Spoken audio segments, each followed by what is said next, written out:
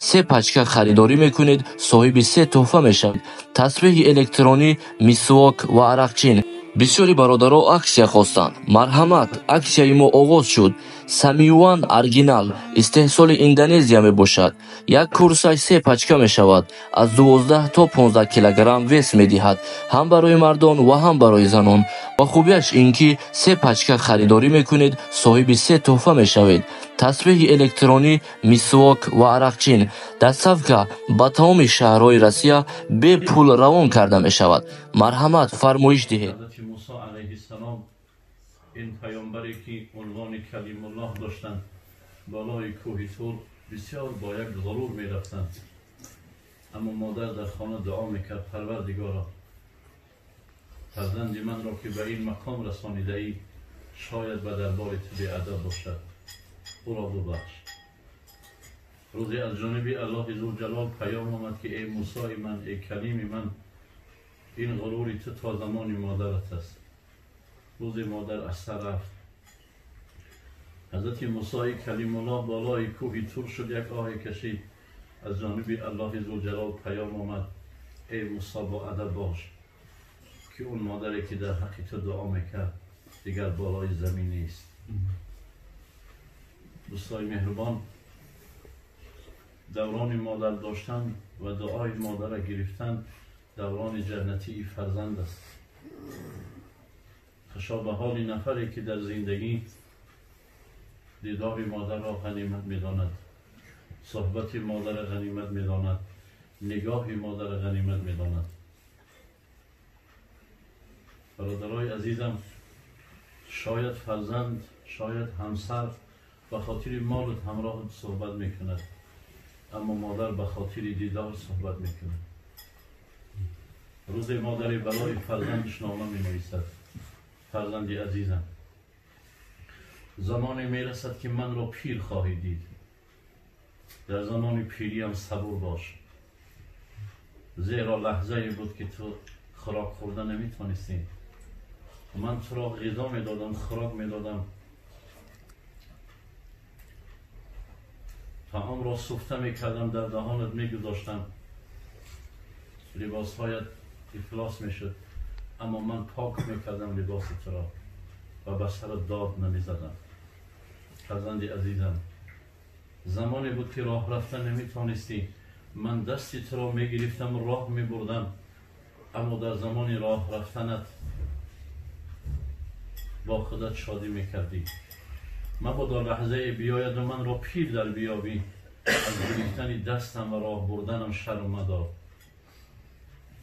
فرزند عزیزم، تو جوان هستی و در آرزوی در زندگی در جوانیت آرزو داری که بر همه مقام برسی، اما من پیر شدم، دیگر آرزوی ندارم و جز یک آرزو. فرزند عزیزم، من در زمان طفلیت با تو بودم، آرزویم همین است، در زمان مرگ با من باش. خشا به حال نفری که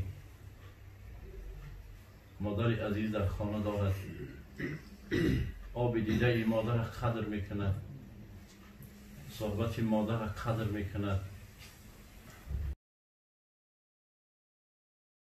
برادرای عزیزی که قرآن خونده نمیتونید با زبان عربی، اینا با ترجمه تاجیکی و همچنین با حرفای کریلیکی طرز خوندن قرآن. اینا بسم الله الرحمن الرحیم، به نام خداوند بخشنده و مهربان. هم زبان عربی قدی نویسه، هم با زبان کریلیکی طرز خوندنش، هم ترجمهش هست. انا اعطیناک الکوثر فصل لربک وانحر. اینا یکم آیت به درستی که ما تو را کوثر عطا کردیم. یکم آیت نیم انا اعطیناک الکوثر. هر یک آیت که میخونه ترجمهش هست، هم به زبان عربی نویسه، هم به زبان کریلیکی نویسه، هم ترجمهش به زبان تاجیکی هست. السلام علیکم و رحمت الله و برکاته.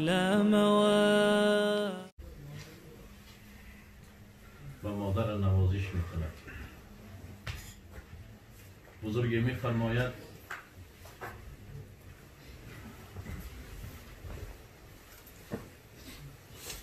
شما بفرمایید.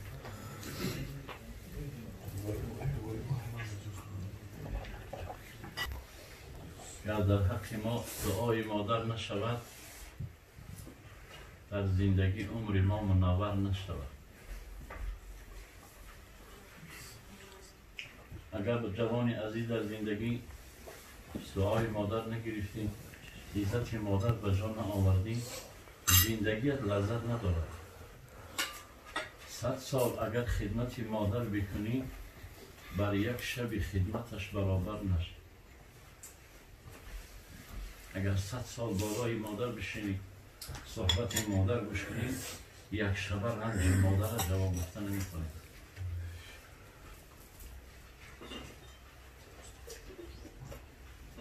مولانا در مثنوی یک حکایت می‌آورد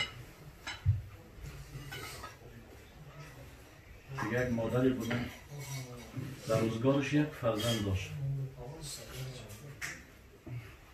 همین فرزند ناخلف بود. ناخلف همراه دوستان ناخلف نشسته بود. همنشین خوب نداشت.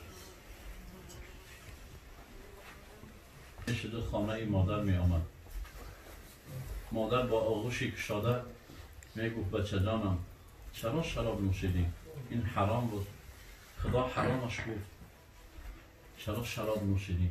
می گفت مادر دیگر نمی نوشم. مولانا حکایت میکنن بود زالی پاک دین و پارسا، داشت پور با خدا ناآشنا. روز این جوان مست شد.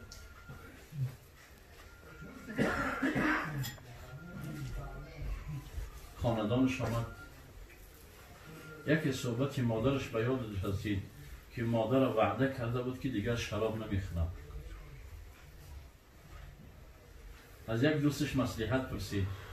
گفت من به مادرم چنین وعده دادم. دوستش گفت میخوای از مادرت خلاص شوی؟ از همین راه یک چوبی را بگیر که پر از خار باشد. و زمان وارد خانه مادر شدی، مادر به پیشوازت آمد، همین چوب بردار در فرق سر مادرت بزن، خلاص میشوی. مولانا حکایت میکنن تا شب از دستی مستی آن پسر، بس بهر کشتن مادر کمر. وارد خانه شد، مادر پیشوازش گرفت، بوی شراب در دماغش رسید.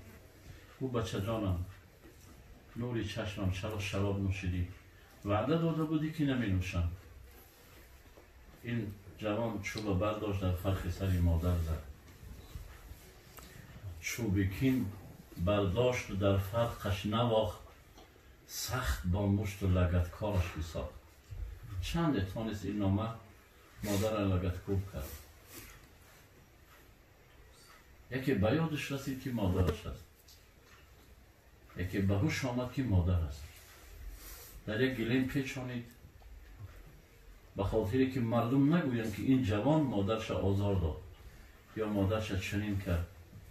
از طعنه مردم ترسید، نه از غضب خدا. و برد بالا یک کوهی بلند گذاشت مادر تا که ساز طعمه درندگان، او به کوه برد او را آنچنان. خداوند مهربان به حضرت موسی علیه السلام پیام روان کرد: ای کلیم من، حال بنده ای من را در گلیم خبر بگیر. موسی کلیم الله دوان شد جانب کوه، زمان گلیم را دریافت. وقتی کشاد دید مادری مویهای سفید از خون رنگی سرخ هستند. یگان اعضای مادر سالم نیست، اما لبهای مادر می جنبند. پیغمبر خدا گفت آخران سخن مادر چی باشد؟ چی می گفته باشد؟ با صدای پست گوش را برد در زیر دهان مادر گذاشت. مادر می گفت ای خطا بخشی کریمی دادگر، از گناه بچه ای من درگذر. می گفت پروردگارا بچه ای من گناه شد بگذر. قلبی مادر را ببین، سینه مادر را ببین. ما خیلی جوانی بزرگ نبودیم، ما از علی مادر تربیه یافتیم، ما از دعای مادر به مقام ها رسیدیم. برای دوستای مهربان، انسان اگر خدمت مادرش فراموش کند، خدمت پدر فراموش کند، در زندگی ناکام می شود. در زندگی، در مجرای زندگی در بین می ماند، زیرا از دعای مادر غافل است. یک کیسه روزگار است. بسیاری زمان ها ما جوان ها وقتی پدر و مادر به سن پیری رسید، اونها را در یک دهات یا در یک خانه که زادگاه و خانه شان است، در همونجا به حال خودشان میگذاریم. شاید بسیار وقت محبت مال ما را بر سراغشان کم برویم. روز مادر جانبی شوهرش گفت، مرد خاندان گفت، مرد خدا فرزند کلام کردیم، مهنت کردیم، چی می شود دو فرزندان مصلحت کنیم؟ هر دومان به حج روان کنند. خدا را شکر فرزندان صاحب مالند، آبرو هم، تجارت هم. پدر فرزند کلانیش زنگ زد، گفت بچه جانم، مادرت یک آرزو دارد که خانه خدا را حج برود. فرزند کلانی گفت، پدر من مال ما در تجارت ماندم ولی به دستم پول ندارم، از همین دادرم نپرسیدی.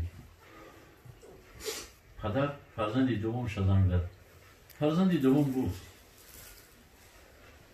من مال ما در بنک ماندم، گرفته نمیتونم، چی میشود از دادر خوردی میپرسی؟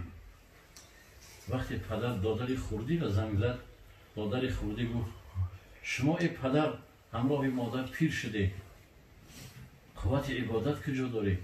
بشینی در اون خانه. دیدی پدر بسیار آزرده شد. وقتی نزد مادر آمد، نزد همسرش آمد، گفت مرد با فرزندش صحبت کردی؟ گفت بله صحبت کردم، و یک روزی را وعده دادن. نگفت که فرزندان سخنی رد گفتن.